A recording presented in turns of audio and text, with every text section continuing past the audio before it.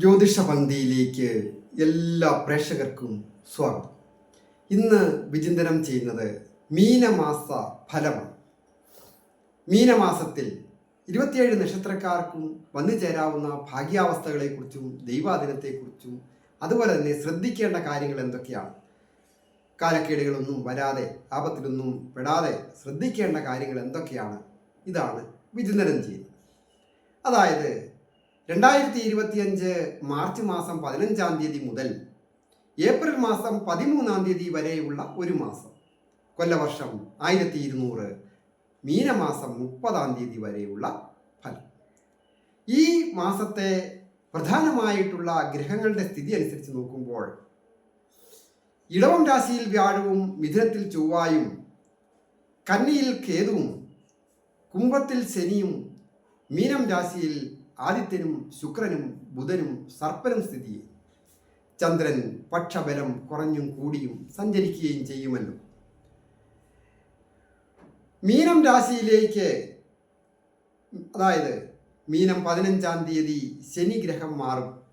അതുപോലെ തന്നെ ചൊവ്വ കർക്കിടകം രാശിയിലേക്ക് മീനമാസം 20-ാം തീയതിയും മാറും. ഇങ്ങനെയുള്ള ഗ്രഹസ്ഥിതി അനുസരിച്ചാണ് മാസഫലം പറയുന്നത്. ഞാൻ ഹരികുമാർ, ദേവി ജ്യോതിഷാലയം, കാവുംപടി, മണർകാട്, കോട്ടയം. ഈ ചാനൽ സബ്സ്ക്രൈബ് ചെയ്തിട്ടില്ലാത്തവർ സബ്സ്ക്രൈബ് ചെയ്യുകയും പേരും നക്ഷത്രവും ചേർത്ത് കമൻറ്റ് ചെയ്യുന്നവർക്ക് വേണ്ടി പ്രത്യേകം പ്രാർത്ഥിക്കുന്നതുമാണ്. കൂടാതെ ജ്യോതിഷ കാര്യങ്ങൾക്ക് നേരിട്ട് വരികയോ ഫോൺ വിളിച്ച് ചോദിക്കുന്നതിനും അവസരമുണ്ടായിരുന്നു. വിവാഹ പൊരുത്തം നോക്കുന്ന കാര്യത്തിലായാലും വിവാഹ തടസ്സം നോക്കുന്ന കാര്യത്തിലായാലും ചൊവ്വാദോഷത്തിൻ്റെ കാര്യത്തിലായാലും മറ്റ് തൊഴിൽ തടസ്സമോ സന്താന ഭാഗ്യത്തിനായിട്ടും അങ്ങനെയുള്ള നിരവധി കാര്യങ്ങൾക്കായിട്ട് നേരിട്ട് വരികയോ ഫോൺ വിളിച്ച് ചോദിക്കുന്നതിനും അവസരമുണ്ടായിരിക്കുന്നതാണ്. മേടം രാശിക്കാരായിരിക്കുന്ന അശ്വതി, ഭരണി, കാർത്തികയുടെ ആദ്യത്തെ പാദമടങ്ങുന്ന നക്ഷത്രം. ഈ നക്ഷത്രക്കാർക്ക് ദൈവാധീനവും ഭാഗ്യവുമുള്ള ഒരു മാസമാണ്. ആരോഗ്യം പൊതുവെ തൃപ്തികരമായിരിക്കും. അതുപോലെ തന്നെ ശ്രേയസ്സും യശസ്സും വന്നിച്ചേരും. ചില രംഗങ്ങളിലെങ്കിലും അലസത വന്നു പെടാം. എങ്കിലും കാര്യക്ഷമമായ രീതിയിൽ പ്രവർത്തിക്കുവാനായിട്ട്, അതുപോലെ തൊഴിൽ വിജയം വന്നു ചേരുവാനും സാമ്പത്തിക നേട്ടം വന്നു ചേരുവാനും കുടുംബജീവിതം സന്തോഷപ്രദമായിട്ട് വന്നു ചേരുന്നതിനുമൊക്കെ യോഗമുണ്ട്. ഉല്ലാസയാത്ര പോകുന്നതിനോ പുണ്യസ്ഥലങ്ങൾ സന്ദർശിക്കുന്നതിനും യോഗമുണ്ട്. അതുപോലെ തന്നെ സന്താനങ്ങൾക്ക്, കുട്ടികളായിരിക്കുന്നവർക്ക് വിദ്യാവിജയങ്ങളും വന്നു ചേരും. ഇടവം രാശിക്കാരായിരിക്കുന്ന കാർത്തികയുടെ 2, 3, 4 പാദങ്ങളും രോഹിണിയും മകയിരത്തിൻ്റെ ആദ്യത്തെ 1, 2 പാദങ്ങളും അടങ്ങുന്ന നക്ഷത്രക്കാർക്ക് ദൈവാധീനവും ഭാഗ്യവുമുണ്ട്. ആരോഗ്യം പൊതുവെ തൃപ്തികരമായിരിക്കും. ശ്രേയസ്സും യശസ്സും വന്നിച്ചേരും. സംസാരം വളരെ ശ്രദ്ധിക്കണം. സുഹൃത്തുക്കൾ ശത്രുക്കളാകാതെ വളരെ ശ്രദ്ധിക്കുക. അതുപോലെ തന്നെ കുടുംബത്തും സന്തോഷം ഉള്ള കാലമാണ്. തൊഴിൽപരമായ പുരോഗതികൾ വന്നു ചേരുകയും സാമ്പത്തിക നേട്ടങ്ങൾ വന്നു ചേരുകയും അധികാരത്തോടുകൂടിയ ഒരു പ്രമോഷനൊക്കെ ലഭിക്കുന്നതിന് യോഗമുള്ള മാസമാണ്. പ്രണയിക്കുന്നവർക്ക് പ്രണയഭംഗമുണ്ടാകാം. മാനാപമാനങ്ങളോ അവിഖ്യാതികളോ ഉണ്ടാകുന്നതിന് മനസ്സറിയാത്ത കാര്യത്തിന് പോലും ഒരു സൂചനയുള്ള സമയമാണ്. പരീക്ഷ എഴുതുന്നവർക്കും ഇൻ്റർവ്യൂവിൽ പങ്കെടുക്കുന്നവരും അതീവ ശ്രദ്ധയും ക്ഷമയും ജാഗ്രതയും ആവശ്യമാണ്. ദമ്പതികളായിട്ടുള്ളവർക്കും പൊതുവെ ഐശ്വര്യപൂർണമായ കാലം. മിഥുനം രാശിക്കാരായിരിക്കുന്ന മകയിരത്തിൻ്റെ 3, 4 പാദങ്ങളും തിരുവാതിരയും പുണർദത്തിൻ്റെ ആദ്യത്തെ 1, 2, 3 പാദങ്ങളും അടങ്ങുന്ന നക്ഷത്രം. ഈ നക്ഷത്രക്കാർക്ക് വളരെ ശ്രദ്ധയും ജാഗ്രതയും ഏതൊരു കാര്യത്തിലും ഏർപ്പെടുമ്പോൾ വേണ്ടതാണ്. പ്രത്യേകിച്ച് കൃത്യസമയത്ത് ഭക്ഷണം കഴിക്കുകയും വെള്ളം കുടിക്കാനും ഒക്കെ ശ്രദ്ധിക്കണം. അതായത് ആരോഗ്യപരമായിട്ട് വളരെ ശ്രദ്ധിക്കേണ്ട സമയം. അതുപോലെ തന്നെ കുടുംബത്ത് പരസ്പരം അഭിപ്രായ വ്യത്യാസങ്ങൾ ഉണ്ടാകാതെ ശ്രദ്ധിക്കണം. അത് തൊഴിൽ രംഗത്തും ബാധകമാണ്. സാമൂഹിക രംഗങ്ങളിലൊക്കെ പ്രവർത്തിക്കുന്നവർ സഹപ്രവർത്തകരുമൊക്കെ ആയിട്ട് അഭിപ്രായ വ്യത്യാസങ്ങളോ ഒക്കെ ഉണ്ടാകാതെ വളരെ ശ്രദ്ധിക്കുക. കടങ്ങൾ വന്നു ചേരാതെ ശ്രദ്ധിക്കുക. എഗ്രിമെൻ്റ് പേപ്പറുകളിൽ ഒപ്പുവയ്ക്കുന്നത് വളരെ ശ്രദ്ധിക്കുക. വിദ്യാർത്ഥികളായിരിക്കുന്നവർക്ക് വിജയങ്ങൾ വന്നു ചേരാം. ദമ്പതികളായിട്ടുള്ളവർക്ക് ഏതെങ്കിലും തരത്തിൽ ഒരു അകൽച്ച തൊഴിൽപരമായിട്ടോ അല്ലാതെയോ ഒക്കെ ഉണ്ടാകുന്നതിന് സൂചനയുണ്ട്. പ്രധാനമായിട്ട് സംസാരമൊക്കെ വളരെ ശ്രദ്ധിക്കേണ്ടതുമാണ്.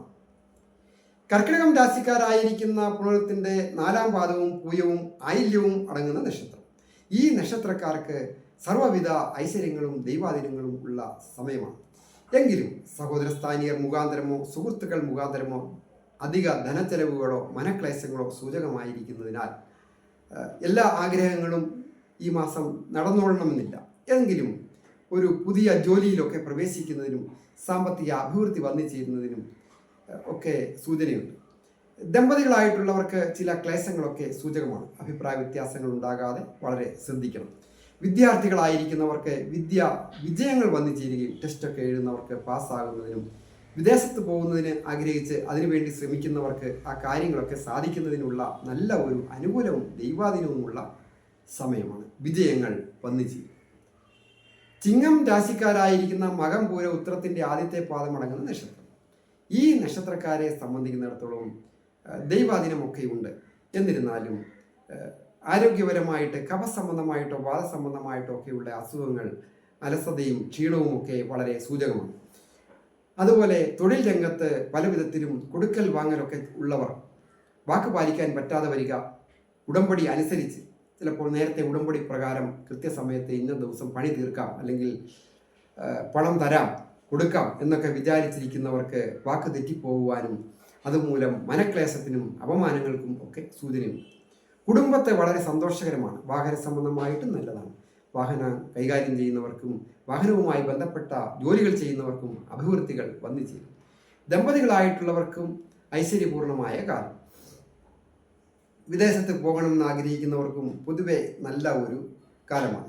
വന്നു ചേരുന്ന ധനം ഏതെങ്കിലും രീതിയിൽ പാഴായി പോകാതെ വളരെ ശ്രദ്ധയും ജാഗ്രതയും ആവശ്യമുള്ള ഒരു മാസമാണ് മീനമാസം.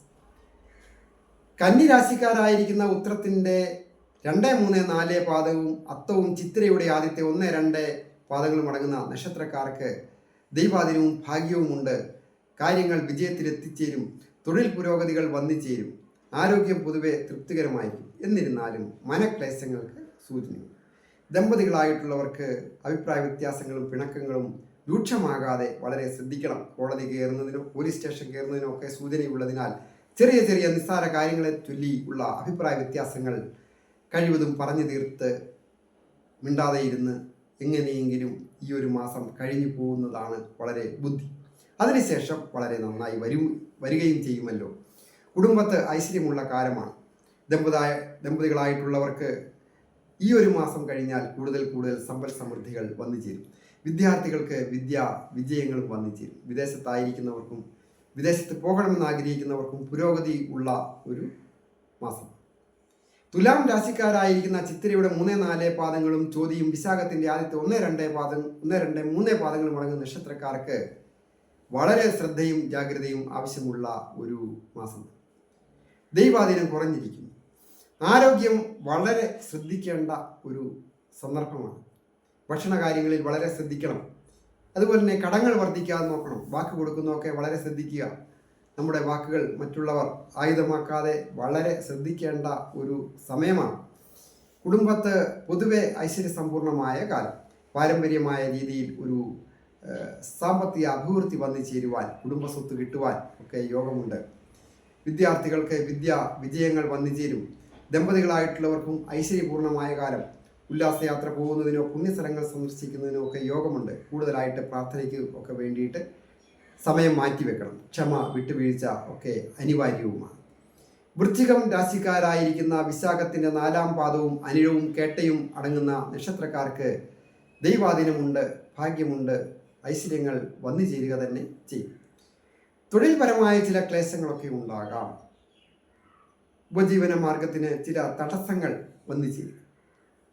മുൻപ് ഉണ്ടായിരുന്ന ഉപജീവന മാർഗം ഒരു സ്തംഭനാവസ്ഥയിലേക്ക് പോകുന്നതിനൊക്കെ സൂചനയുള്ള ഈ മാസം തൊഴിൽ രംഗത്ത് അതീവ ശ്രദ്ധയും ജാഗ്രതയും, സുഹൃത്തുക്കളെ തിരഞ്ഞെടുക്കുന്നതും പണം ചെലവാക്കുന്നതും ഒക്കെ വളരെ ശ്രദ്ധിക്കണം. ഭൂമി സംബന്ധമായിട്ട് ക്രയവിക്രയങ്ങളോ ഒക്കെ നടക്കുന്നതിനും ഭൂമി വിൽക്കണമെന്ന് ആഗ്രഹിക്കുന്നവർക്ക് അത് സാധിക്കുന്ന ഒരു മാസവും കൂടിയാണ്. വിദ്യാർത്ഥികൾക്ക് വിജയങ്ങൾ വന്നു ചേരും. ദമ്പതികളായിട്ടുള്ളവർക്ക് ഐശ്വര്യപൂർണമായ കാലവുമാണ്. സന്താനങ്ങളോടൊത്ത് ഐശ്വര്യപൂർണമായ കുടുംബജീവിതം നയിക്കുവാനായിട്ട് സാധിക്കും. ധനു രാശിക്കാരായിരിക്കുന്ന മൂലം, പൂരാടം, ഉത്രാടത്തിൻ്റെ ആദ്യത്തെ പാദമടങ്ങുന്ന നക്ഷത്രം. ഈ രാശിക്കാരെ സംബന്ധിക്കുന്നിടത്തോളം ദൈവാധീനം ഒരു അല്പം കുറഞ്ഞിരിക്കുന്നു. ആരോഗ്യകാര്യങ്ങളിൽ വളരെ ശ്രദ്ധിക്കണം. അധിക സാഹസികത പാടില്ല.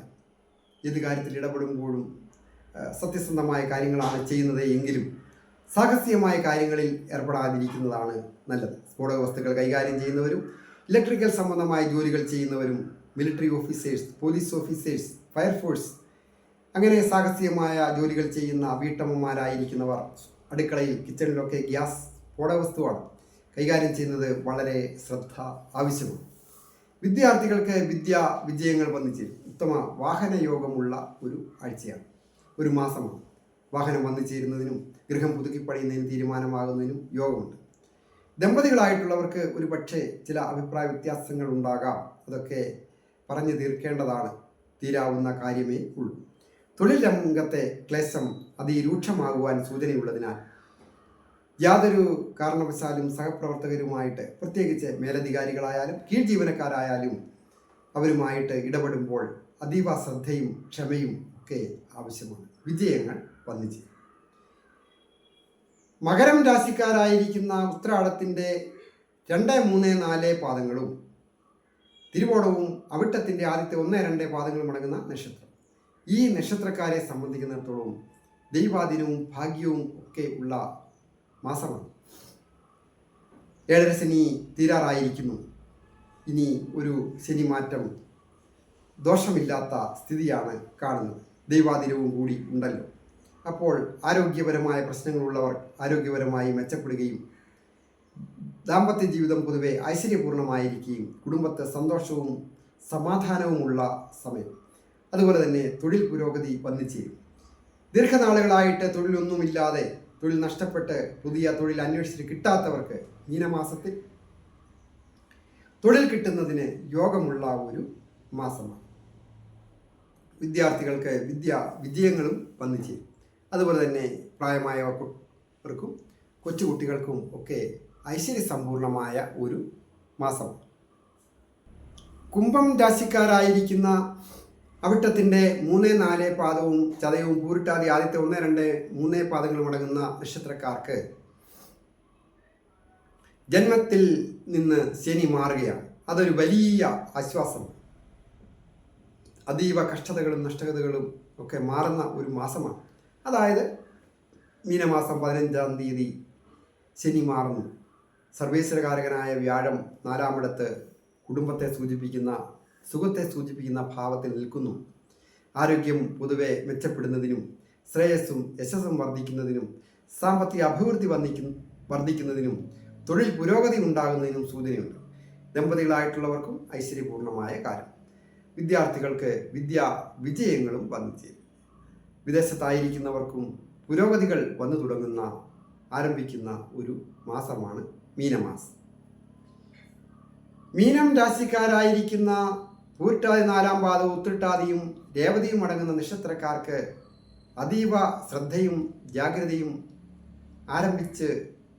ആരംഭിക്കേണ്ട സമയമാണ്.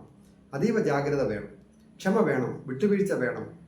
കാര്യങ്ങൾ ഏർപ്പെടുമ്പോൾ, സാമ്പത്തിക കാര്യങ്ങളിലായാലും ഉടമ്പടികളിൽ ഒപ്പുവയ്ക്കുമ്പോഴും ഒക്കെ ഉത്തമന്മാരായിട്ടുള്ള സുഹൃത്തുക്കളുടെയോ ഗുരുക്കന്മാരുടെയോ കുടുംബാംഗങ്ങളുടെയോ ഒക്കെ അഭിപ്രായം 1, 2 പ്രാവശ്യം ആരാഞ്ഞതിന് ശേഷം മാത്രമേ ദീർഘകാലത്തേക്കുള്ള ഉടമ്പടികളിലും കരാറുകളിൽ ലോൺ എടുക്കുന്നതിനും വായ്പ മേടിക്കുന്നതിനും ഒക്കെ എടുക്കാവുള്ളൂ തീരുമാനങ്ങൾ. ജന്മത്തിലേക്ക് ശനി വരികയാണ്. സർവേശ്വരകാരകനായ വ്യാഴം 3ാമിടത്ത് അനിഷ്ടത്തിലുമാണ്. വളരെ ജാഗ്രത വേണ്ട ഒരു മാസമാണ് ഈ മീനമാസം. ആരോഗ്യകാര്യങ്ങളിൽ വളരെ ശ്രദ്ധിക്കണം, പ്രത്യേകിച്ച് ഭക്ഷണ കാര്യങ്ങളിലൊക്കെ. അതുപോലെ തന്നെയാണ് കുടുംബത്ത് അഭിപ്രായ വ്യത്യാസങ്ങൾ ഉണ്ടാകാതെ നോക്കുക. ദമ്പതികളായിട്ടുള്ളവർക്കും ഒരു കാരണവശാലും അഭിപ്രായ വ്യത്യാസം ഉണ്ടാകരുത്. വളരെ ദീർഘകാലമായിട്ട് സ്നേഹമായിട്ട് കഴിഞ്ഞിരുന്ന ഉത്തമ കുടുംബിനികളായിട്ട്, മാതൃകാ കുടുംബിനികളായിട്ടും കുടുംബസ്ഥന്മാരായിട്ടും കഴിഞ്ഞിരുന്നവരാണ് എങ്കിൽ പോലും നിസ്സാര കാര്യങ്ങളെ ചൊല്ലി അഭിപ്രായ വ്യത്യാസം ഉണ്ടാകരുത്. ധനത്തിന് വേണ്ടി മാത്രം ആയിട്ട് തീരുമാനങ്ങൾ എടുക്കുകയും ധനകാര്യങ്ങൾ നേടിയെടുക്കുന്നതിന് വേണ്ടി കൂടുതൽ സമയം പ്രവർത്തിക്കുമ്പോൾ കുടുംബവുമായിട്ട് അകൽച്ചയും അഭിപ്രായ വ്യത്യാസങ്ങളും അല്ലെങ്കിൽ ഏതെങ്കിലും തരത്തിലുള്ള മനക്ലേശങ്ങളും ഒക്കെ ഉണ്ടാകുവാൻ സൂചനയുള്ളതിനാൽ എല്ലാ കാര്യങ്ങളിലും ഏർപ്പെടുന്നത് ജാഗ്രത ആവശ്യമാണ്. അധിക കടങ്ങൾ വന്നു ചേരാതെ വളരെ ശ്രദ്ധിക്കണം. അല്ലെ പിന്നീട് വരാനിരിക്കുന്ന നല്ല ഒരു ഭാവിയിൽ ദുഃഖങ്ങളും ദുരിതങ്ങളും ആകാതെ വളരെ ശ്രദ്ധിക്കുക. ഭക്ഷണ കാര്യങ്ങളിലും വളരെ ശ്രദ്ധിക്കണം. അതുപോലെ തൊഴിൽ രംഗത്ത് തൊഴിൽ നഷ്ടപ്പെടാതെ വളരെ ശ്രദ്ധിക്കണം. ഉള്ള തൊഴിൽ പോയാൽ പിന്നെ ഒരു തൊഴിൽ പുതിയതായിട്ട് ലഭിക്കുക അത്ര എളുപ്പമുള്ള ഒരു സമയമല്ല. അങ്ങനെ ഉള്ള കാര്യങ്ങളൊക്കെ വളരെ ശ്രദ്ധിക്കുക. വിദ്യാർത്ഥികൾക്ക് വിജയങ്ങളൊക്കെ വന്നു ചേരും. പ്രധാനമായിട്ട് തൊട്ടടുത്തുള്ള ക്ഷേത്രങ്ങളിലൊക്കെ പോയി പ്രാർത്ഥിക്കുക. പ്രത്യേകിച്ച് നാഗരാജ ക്ഷേത്രത്തിൻ്റെ സർപ്പക്കാവിലൊക്കെ പ്രാർത്ഥിച്ച് മഞ്ഞൾപ്പൊടിയൊക്കെ സമർപ്പിക്കുക. അവരൊരാൾ കഴിയാവുന്ന രീതിയിൽ വ്രതാനുഷ്ഠാനങ്ങളൊക്കെ എടുക്കുക. ദോഷങ്ങളൊക്കെ മാറുകയും ഐശ്വര്യങ്ങൾ വന്നു ചേരുകയും വിജയങ്ങൾ വന്നു ചേരുകയും ചെയ്യും. എല്ലാവർക്കും ഐശ്വര്യസമ്പൂർണമായ ഒരു വിഷു ആശംസകൾ.